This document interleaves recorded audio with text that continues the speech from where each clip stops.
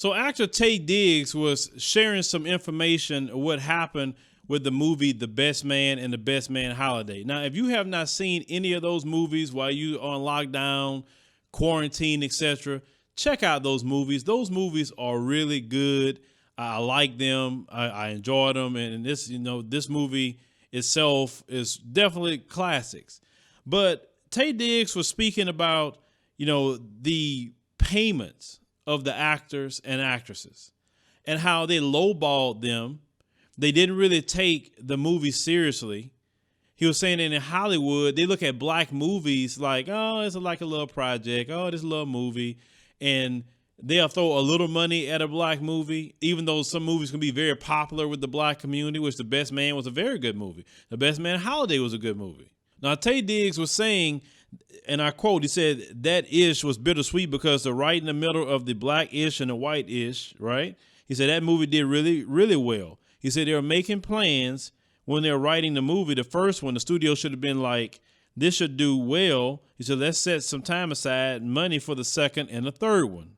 He said, I feel like they look at black movies, as we stated earlier, as a cute little project, whereas if they'd been a superhero movie with some unnamed white kid, he said it would have already been written. He said, now, original film, he said, which was made for $9 million, backed by Universal Studios, grossed $34 million in the United States. He then said the Best Man writer, Malcolm D. Lee, a cousin of Spike Lee, who produced the first movie, he said, made moves to begin the sequel. The studio was slow to get behind him. Now, they said that when they put out a message on Twitter, would they like to see that? Then it got a big buzz. So then the studio say, okay, let's go ahead and green light that 14 years after the original one came out. Now, they said the sequel was made for $17 million and said it would gross $70 million domestically. So it made way more money than the first movie. And said including $30 million its opening weekend. So black movies do well, but in Hollywood, you have to understand everything in this country, whether it's Hollywood, whether it's the music industry, whatever, you have racist people running these industries. This is why, if you notice in Hollywood, it's always going to be so many black people being let in. And this one black person, these few black people, they'll put in every movie, right? And they ain't gonna let not too many more in. For instance, Samuel L. Jackson is one of those people. Denzel Washington is one of those people. Will Smith, Idris Elba, he's another brother that you'll see a lot in movies, right? They'll put him in all kind of movies. Now, I can't even think of a black woman right now other than maybe Regina King. I mean, she's in, definitely a lot of shows. She's always getting a lot of shows. But how many more? I mean, at one point in time, we would see Halle Berry, but they don't fool Halle Berry anymore. Because you know how it goes, with women is that and they're young, they looking, all new and fresh. But the moment they start getting older, they're going to relegate them to mama roles and auntie roles. They're not going to give them too many places. This is why when people saw Tyler Perry build this big, production studio and bigger than the ones in Hollywood, people are like, oh, this is great. But, and Tyler Perry is coming out with his own shows, but we need more representation out there for movies. And these movies can go all over the world. The thing is, we live in a time period where we don't need Hollywood, okay? Hollywood is ran by white folks and white Jewish people. They value what they value, and they don't value us like that. They don't value what we like.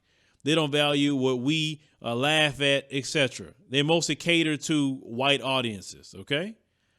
Don't matter how much money a black movie would make. They're like, if it makes money, like, oh my God, I didn't know. This is why they was all freaking out about all the money Black Panther made, right?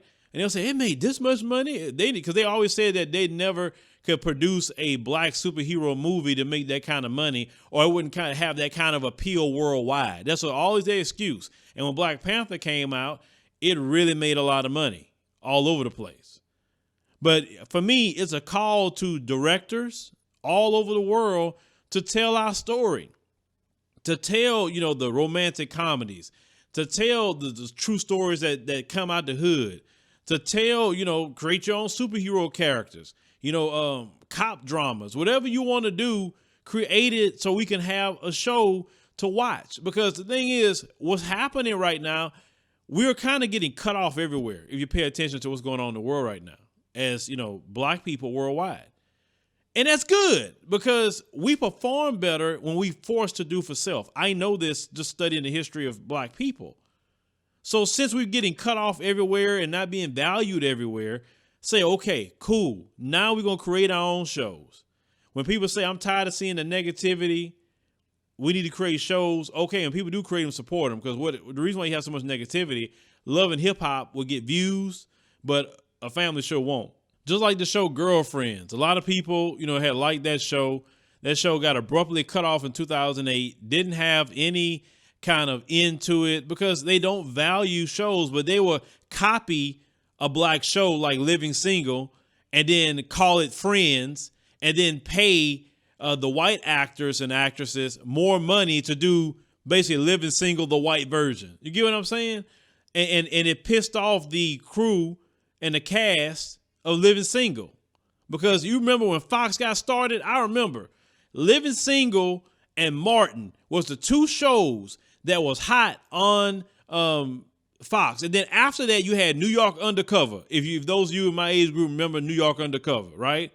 And I mean, it used to come on Thursdays. Martin at 7, Living Single 7:30, New York Undercover at 8. So you had what was Malik Yoba, and what was the Puerto Rican brother's name? I forgot that brother's name, but it was a good show, right? And that's how Fox really got their stuff into television, and all the money made from that and the support of black people. Then you come up with Fox News Channel, and we already know what Fox News Channel is. I mean, we already know. But I'm saying is, you look at the WB was another one. Got all they start, you know, from like the Wayans brothers and all those shows they had on the WB. What black folks heavily supported, then they just switch up and do something else, right? So with it being said is, we got to do things for ourselves. Create, ladies and gentlemen, create. If you got an idea, see if you can get a camera and get, you know, whatever you got to do, make your own shows, because we definitely want to watch them.